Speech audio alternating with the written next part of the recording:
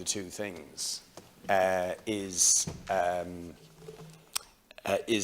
the problem, because there clearly is a difference between having a home. Now, whether you just you want to use wealth to describe it, which you live in, and you know, you've worked hard to pay for because you need it to live, and there's only a few ways you can get an affordable roof over your head in our society, and somebody who has a second, third, fourth, fifth, 10th, 100th property that they can rent out and generate revenue on. I mean, these are two very different things, but you don't treat them differently from the point of view of the property tax, and that's the problem. So that to me is the injustice, and that's the reason why we will continue to oppose a family home tax. Maybe that's the better way, and that is the way we put it indeed when we campaigned on it, is to oppose a family home tax, which is, I think, what this tax is. Where stands Amendment 29, Deputy Boyd Barrett? Pressed. Ichud Thanawawar Abadis Ta. Ta. Naganya Abadis Neil. Sheelan Golden Cash Culture. Question is lost. Sadly, it is. That's Count Corley. Now, you have another chance. Amendment 30, Deputy Boyd Barrett to move. Deputy, sorry, yes. Sorry, my brain is addled at this stage. This is my last amendment, you'll be glad to hear, Minister.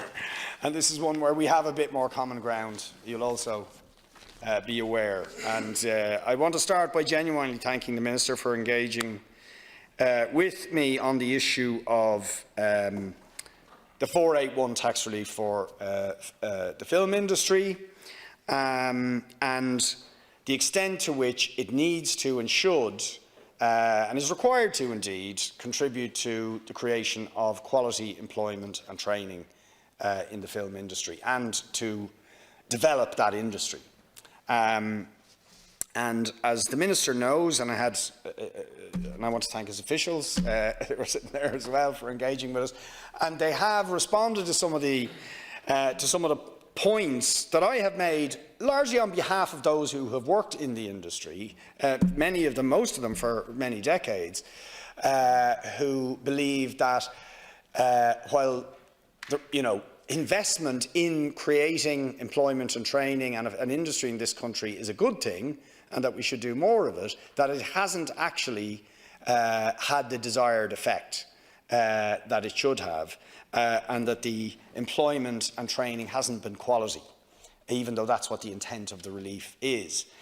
In particular parts of the industry, and I have, as the Minister knows and his official knows, drawn distinguished between things like animation, where it really has, and where you have companies of scale, where people have secure jobs, have income security and so on, and indeed where, as a result of that, the Irish animation industry really is boxing, at the very highest level on the international scene, and is really going from strength to strength. But that sadly has not, I think, been the case to the same extent. That's not to say there haven't been, successful productions. There have been many successful productions. But the provision of quality employment and training has not been the same, and as a result, there's quite a debate, controversy, to put it mildly, going on in the industry about this. Now, I won't recapitulate the whole debate, but really, as I said to the Minister when we met earlier on to discuss this, I hope that's okay to say, is it?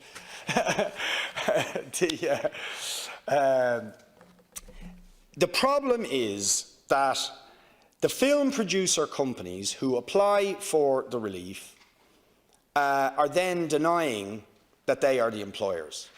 And the way they do this is for each film production, the Irish producer company sets up an SPV, special purpose vehicle, or a designated activity company. That isn't really a company, it's just a financial instrument. It's an accounting tool for that particular production.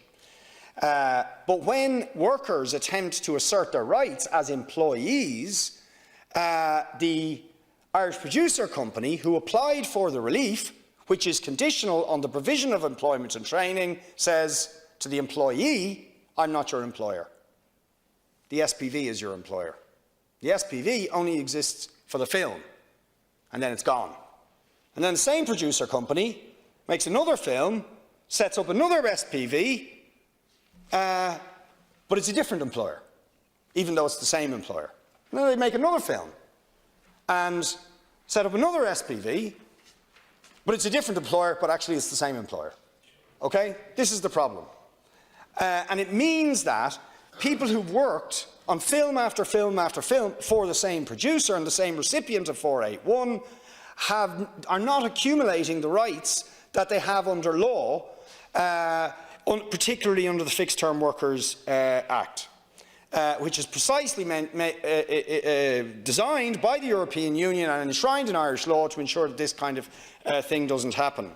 And just to sort of concretise it, and it means that those workers are completely vulnerable, There's absolutely nothing to stop the film producer saying, well, yeah, you've worked for me on 3 or 4 films before, you've got awards, you've got credits, as many of these workers have, but we're just not taking you on the next film. We're just not doing it because you asked for the application of the Organisation of Workers Working Time Act in terms of hours of work, breaks or whatever. We think you're a bit just too, you're asking for too much. You're a troublemaker, so we're going to not employ you on the next production. And literally, as we're speaking, that's what's happening.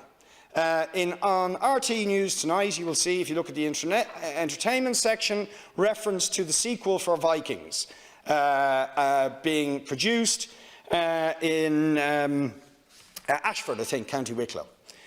Now, people who worked for that producer company, Metropolitan World 2000, who produced Vikings before it, Into the Badlands before that, I think Penny Dreadful, and I can go through the list. And if you went to those productions and looked at the credits at the end and looked at who were the stagehands, who were the construction grade people, who were the drivers and so on, and looked at those previous productions and then see how many of them are on this new one when those credits roll. And at the moment, the answer is very, very few. Very, very few, because they have already contacted this film company and said, listen, we worked on your last few productions, we're hoping we'll be working on these ones, and they're being told, no, you're not.